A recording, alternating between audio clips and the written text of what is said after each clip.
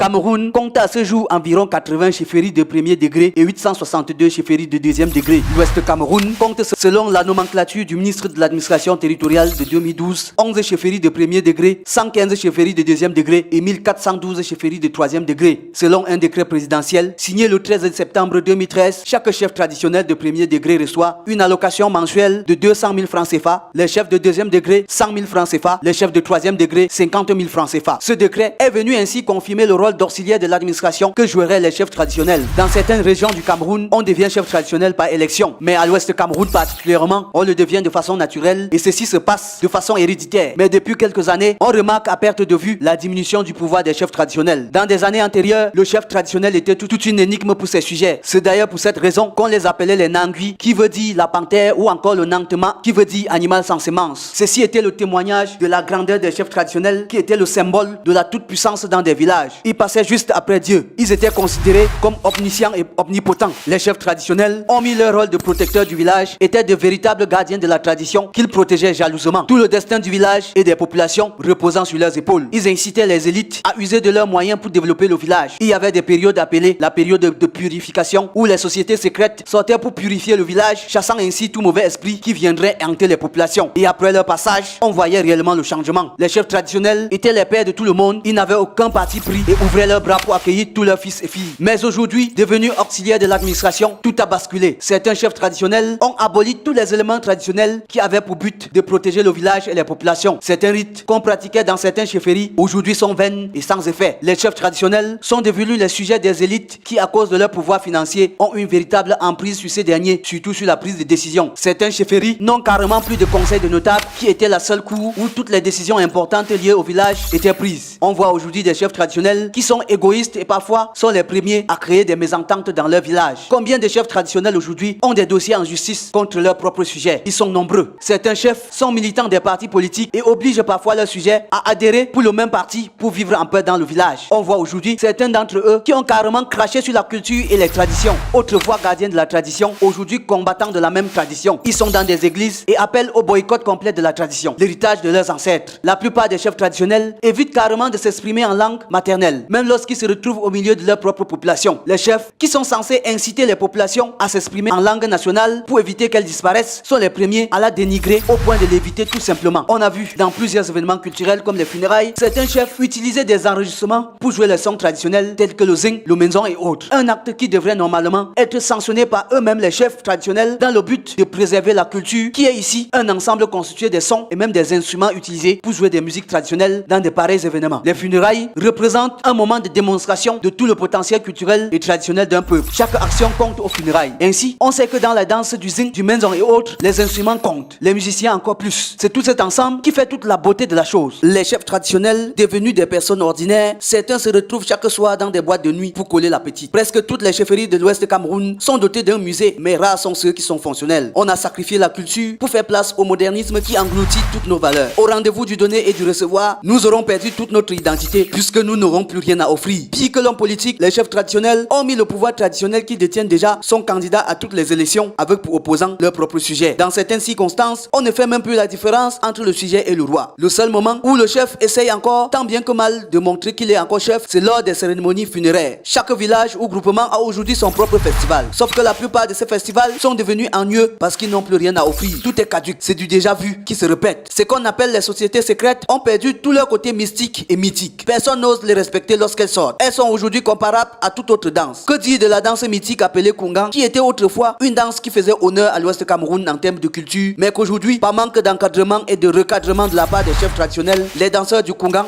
dans la cour des festivités, sont aujourd'hui plus occupés à poursuivre le farotage que d'exécuter dignement les pas de cette noble danse. On a vu récemment celui qui, jusqu'à l'heure actuelle, représentait encore le symbole de la puissance de la monarchie à l'Ouest Cameroun, choisit lui-même son obédience religieuse. Plusieurs chefs traditionnels à l'Ouest Cameroun aujourd'hui ont carrément trahi leurs ancêtres. L'égoïsme à outrance pousse certains à commercialiser carrément le titre de chef traditionnel et de notable dans les villages. Les chefs traditionnels ont perdu tout ce qui faisait d'eux des êtres exceptionnels en qui les populations avaient foi. Voilà pourquoi, malgré tous les rites de purification et incantations réalisés au niveau de la falaise de Tchang depuis des mois par les chefs traditionnels afin de mettre fin aux accidents de circulation, rien ne change. Certains rites opérés par les chefs traditionnels aujourd'hui sont presque semblables au théâtre. Comment peut-on expliquer que certains chefs se retrouvent en justice avec leurs propres sujets et pour pourtant, ils étaient autrefois les garants de la justice et de l'équité dans les villages. Les chefferies traditionnelles sont en voie de disparition parce que les populations n'ont plus foi en leurs chefs. Les chefs se rapprochent de leurs sujets juste lorsqu'ils ont besoin d'eux pour le financement des projets en faveur de ces derniers. Mais lorsque le sujet en question est confronté à une situation, le chef n'est plus là. On a vu une situation très compliquée à Fotetsa, liée à la succession du roi. Aujourd'hui, on comprend que tout ceci est arrivé à cause du manque d'harmonie entre le roi et ses notables d'une part et entre le roi et ses populations d'autre part. La même situation risque de se reproduire dans beaucoup d'autres chefferies à l'ouest du Cameroun dans des prochaines années si rien n'est fait. Vivement que les chefs traditionnels se ressaisissent afin d'éviter de trahir davantage leurs ancêtres en permettant à notre riche tradition de disparaître sous leurs yeux.